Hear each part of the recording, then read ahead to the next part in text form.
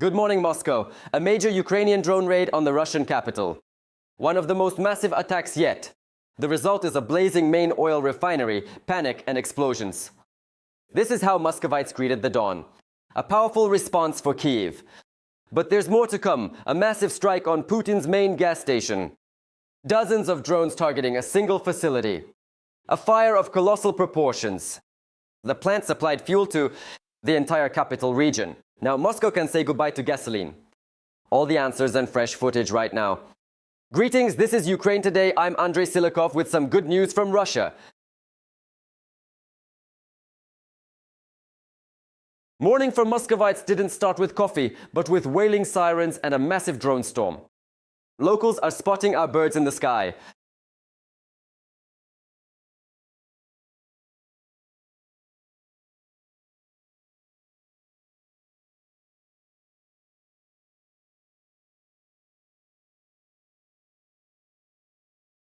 Why the outrage, comrade?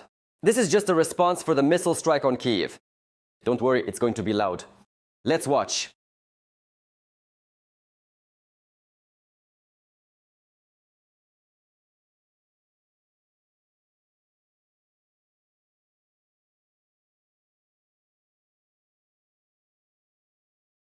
And hot.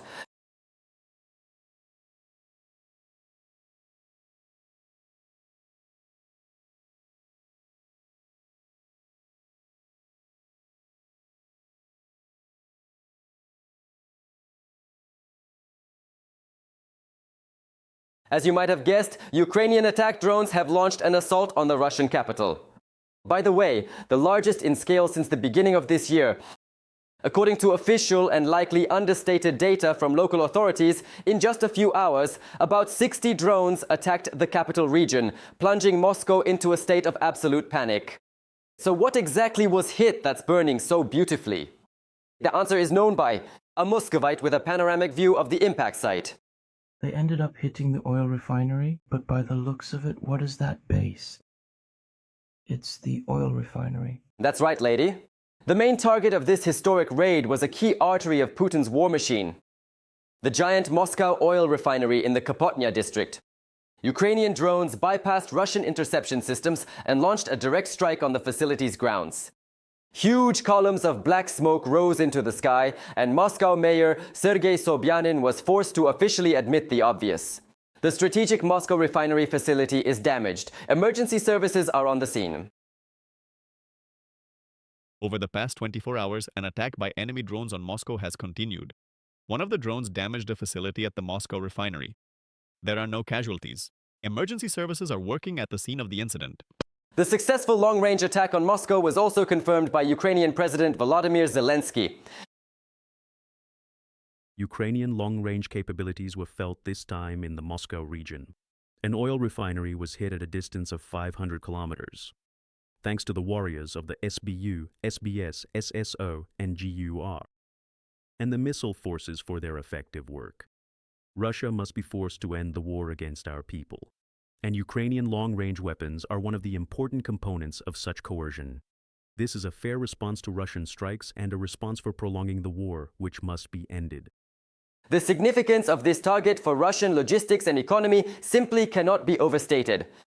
The Moscow refinery, part of Gazprom Neft, is one of the largest oil refining enterprises in all of Russia, with a capacity of about 11 million tons of oil per year. This giant plant covers 40% of the Moscow gasoline market, half of the diesel fuel needs, and a record 70% of all regional demand for jet fuel. Disabling such a hub is a blow to the very heart of the capital's infrastructure. The capital's transport department reported that traffic is temporarily closed at the exit from the inner side of the MKAD to Kapotnya Street, at the exit from the inner side of the MKAD to Verkhnie Polya Street, and at the exit from the outer side of the MKAD to Verkhnie Polya Street.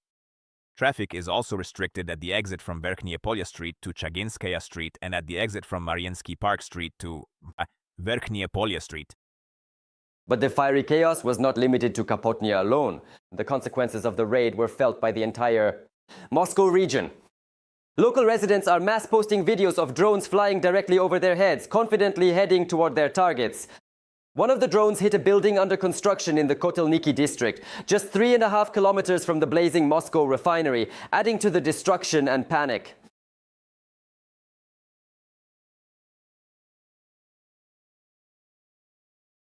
Go get smashed.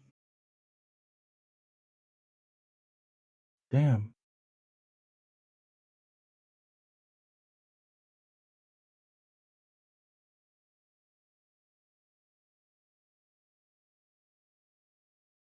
Go get smashed, damn it. Bastards. I hope the man's words in the last video are addressed to Putin and the entire Russian leadership. Because let me remind you, it is because of them that drones and missiles have started flying over your heads. And there will be more to come. By the way, other districts of the Moscow region also suffered, where Russian air defense in attempts to shoot down Ukrainian aircraft caused damage to its own citizens. In the Moscow region city of Elektrostal, debris from a downed drone crashed right onto a residential high-rise. Footage from the scene shows a major fire blazing on the top floor of an apartment building, while frightened Russians filmed the event on their phones. According to unconfirmed reports, there may be casualties after a UAV crashed into a Wildberries terminal. This is being reported in specialized chat groups. It is also claimed there that drones hit blocks 7 and 10. No official comments on the cause of the smoke or the presence of casualties have been received. This massive attack on Moscow is part of a global and methodical strategy by Ukraine's defense forces to destroy the aggressor's oil-funded war chest. Military analysts are already openly stating that such long-range strikes on the most sensitive points deep in the rear can fundamentally change the course of the war. By burning out oil infrastructure right on Moscow's borders, Ukraine is forcing the Kremlin to make a tough choice: economic collapse or an end to the aggression. Experts are certain that the loss of its main financial resource could be the very decisive factor that forces the enemy into real negotiations. As early as this fall. And while Ukrainian drones burn out the Kremlin's oil empire from within, Europe is finishing off Putin's exports at sea. Sweden has called on EU countries to strictly cut off the oxygen to Russia's shadow fleet to finally collapse Moscow's revenues. The EU Council has already approved new restrictions. How is the West, in sync with our defense forces, stripping the dictator's war machine of its last remaining funds? Find out in our report. The Council of the European Union has adopted a so-called mini-package of sanctions against Russia aimed at restricting the operation of the aggressor country's military-industrial complex, as well as revenues from energy sales, hybrid threats, and the spread of Russian propaganda. In total, 34 individuals and 47 legal entities have been sanctioned.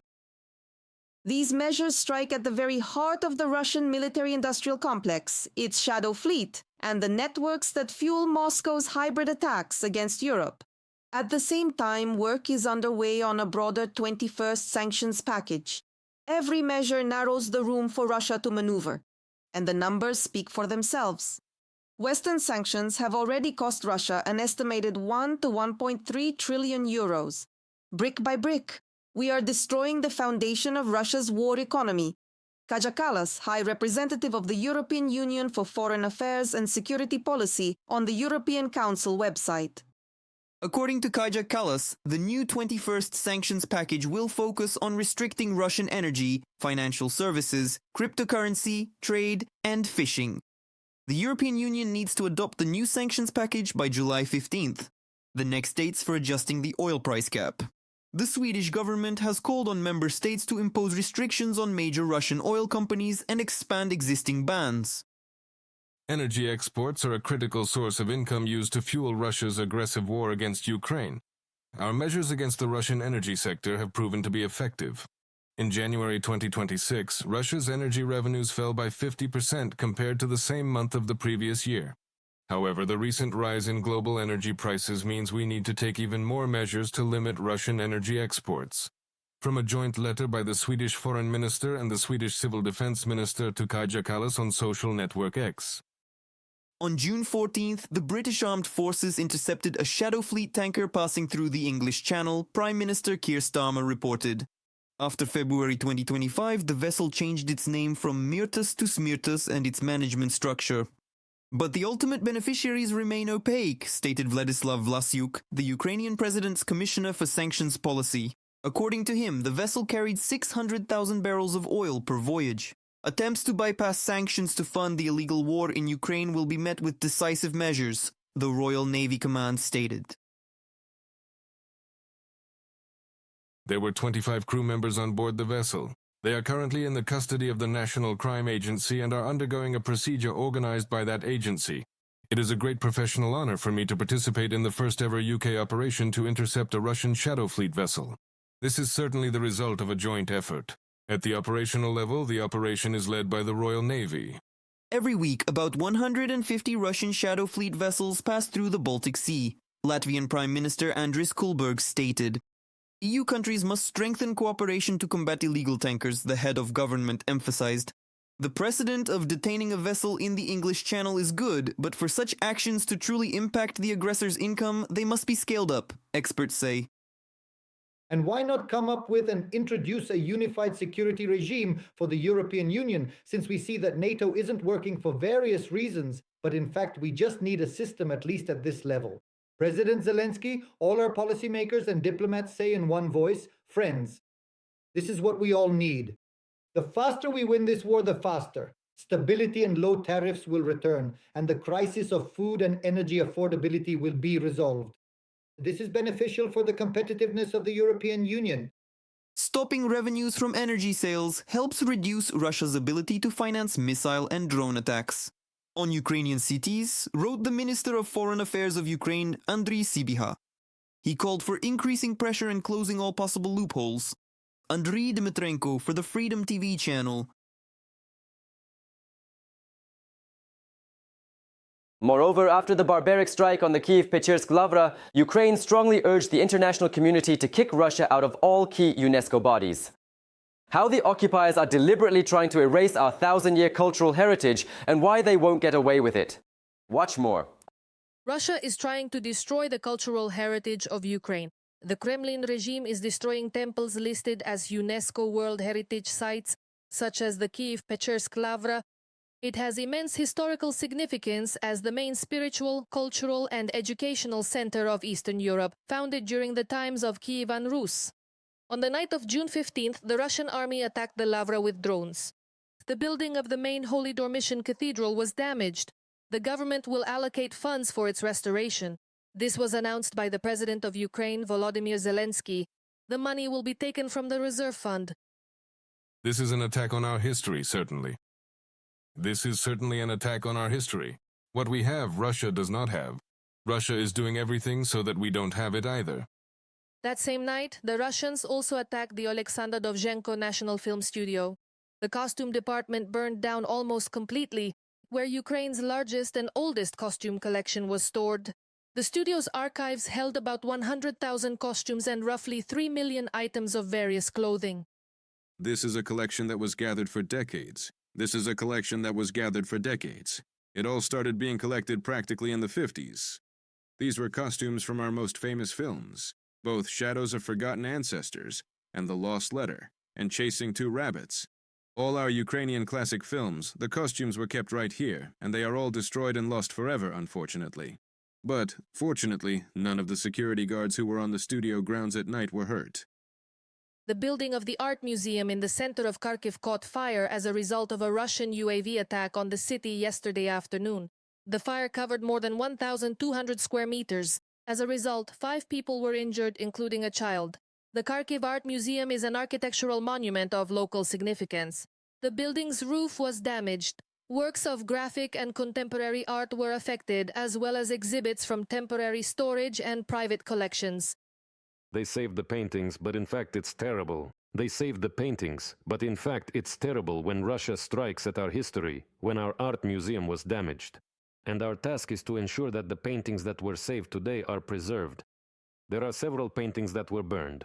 The first paintings we saved were not damaged, but the last ones unfortunately were. As a result of a blast wave in Dnipro, St. Nicholas Church was damaged. The building is on the register of state-protected architectural monuments. It also houses the hall for organ and chamber music. The blast blew out unique stained glass, shrapnel-scarred frescoes, and the hall is damaged. But the staff fears most for the unique organ. The instrument was installed in the House of Organ and Chamber Music back in 1985. It was specially made by a German company. The damaged organ had over 2,000 pipes and dozens of stops. Its unique sound drew full houses for decades. No one can yet predict how long it will take to restore the instrument. The worst thing that happened is that our main instrument is damaged. Our experts will assess how serious the damage is. Then we'll understand the complexity of the restoration, the organ repair, and the building itself. Ukraine's Foreign Minister Andriy Sybiha compared Russians to terrorists and barbarians who destroy world cultural and spiritual heritage. Ukraine's foreign ministry is urgently initiating all relevant procedures within UNESCO and other international mechanisms, demanding an immediate and adequate response to Russia's actions. The Russians caused serious damage to the Kyiv-Pezherska Lavra. They bombed the historic Alexander Dovzhenko film studio, destroying Ukraine's largest and oldest costume collection. They struck the Kharkiv Art Museum and the Dnipro House of Organ and Chamber Music.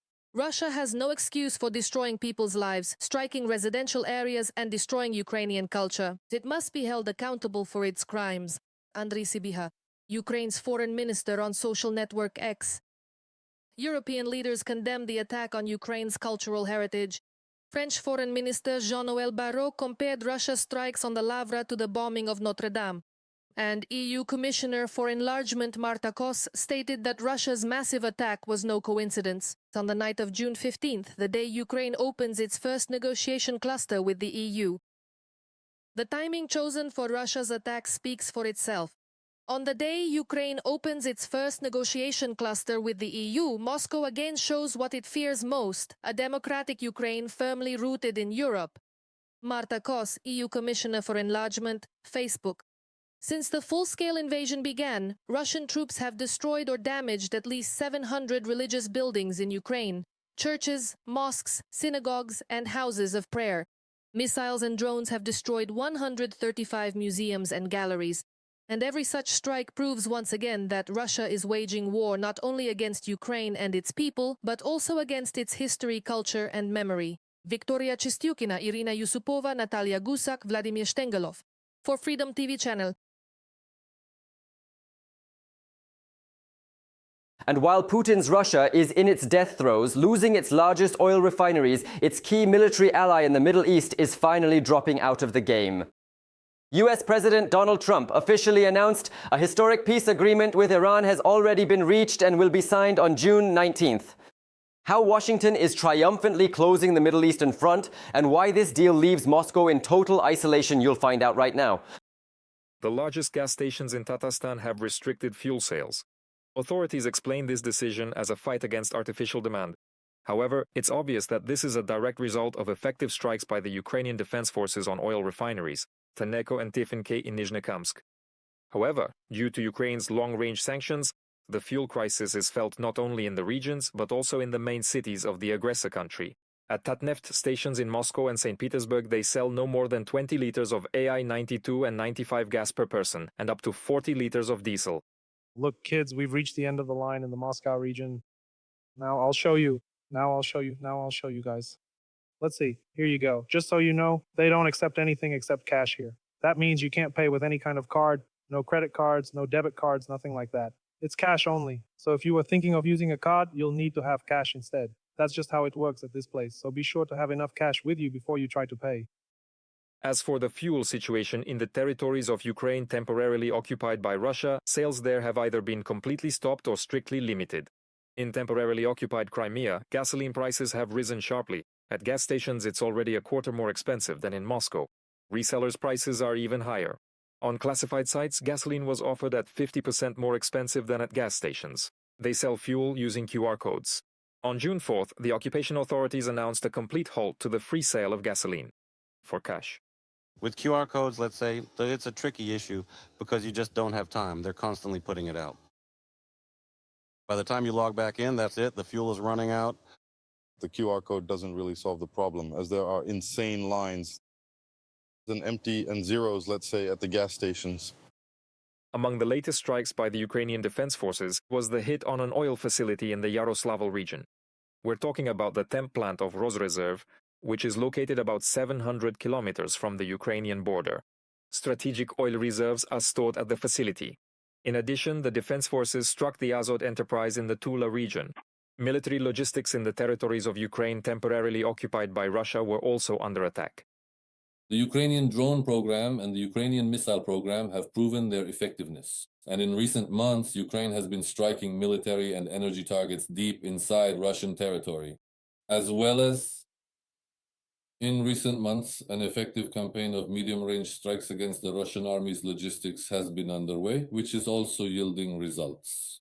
Accordingly, this lever, this element, has become key in the overall shift in the balance of power. Systemic strikes on the oil sector in the Russian rear prevent the restoration of processing plant capacities. The Kremlin continues to lose money and resources.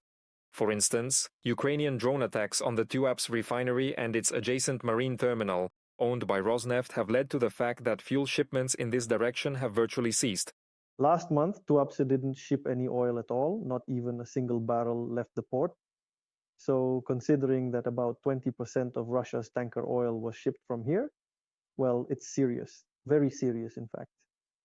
This is a significant disruption and it could have far-reaching consequences for the oil market, and we shouldn't forget that. It's not just the lost profits that would have helped to fund the war, of course, but also the broader technological consequences for the entire industry as a whole. Moscow has to increase imports of gasoline and diesel fuel while exporting crude oil. But risks have increased here too. Sanctioned tankers of Russia's shadow fleet are being detained by Kiev's partners. The British military stopped such a vessel that was trying to pass through the English Channel. I ordered our armed forces to intercept a shadow fleet oil tanker attempting to pass through the English Channel. This successful operation deals another blow to Russia and reminds those funding Putin's war in Ukraine that we will not let them escape accountability. Keir Starmer, Prime Minister of the United Kingdom, on social network X. The operation to detain the tanker Smirtas lasted about 6 hours. It involved Royal Marines, officers from the National Crime Agency, and the Royal Air Force. The vessel will remain under observation off the south coast of England while the investigation continues. Ukraine's Foreign Minister Andriy Sybiha emphasized, every stopped shadow fleet vessel of the aggressor country means less money for the Russian war machine. Nikita Skoblikov for Freedom TV channel.